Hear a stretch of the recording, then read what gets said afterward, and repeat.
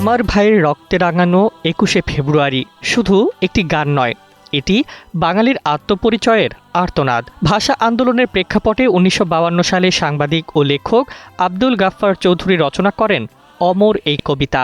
শোক, ক্ষোভ ও প্রতিবাদের আগুনে লেখা সেই পংক্তিমালা দ্রুতই ছড়িয়ে পড়ে মানুষের কণ্ঠে কণ্ঠে। প্রথম সুরারোপ করেন সঙ্গীতশিল্পী আব্দুল লতিফ। তবে অল্প সময়ের ব্যবধানে ১৯৫৩ থেকে ৫৪ সালে শহীদ সুরকার আলতাফ মাহমুদ কবিতাটিতে নতুন সুর দেন। ১৯৫৪ সালের ২১শে ফেব্রুয়ারির প্রভাত ফেরিতে তার সুরেই গানটি প্রথম ব্যাপকভাবে পরিবেশিত হয়। সেই সুরে ছিল গভীর ব্যথা, দ্রোহ আর এক অদ্ভুত মাদকতা, যা জনতার হৃদয়ে স্থায়ী আসন গড়ে নেয়। পরবর্তীতে তিনি সুরে সামান্য পরিবর্তন আনেন। বর্তমানে যে সুরে গানটি গাওয়া হয় সেটি তার তৃতীয় মডিফিকেশনের ফল।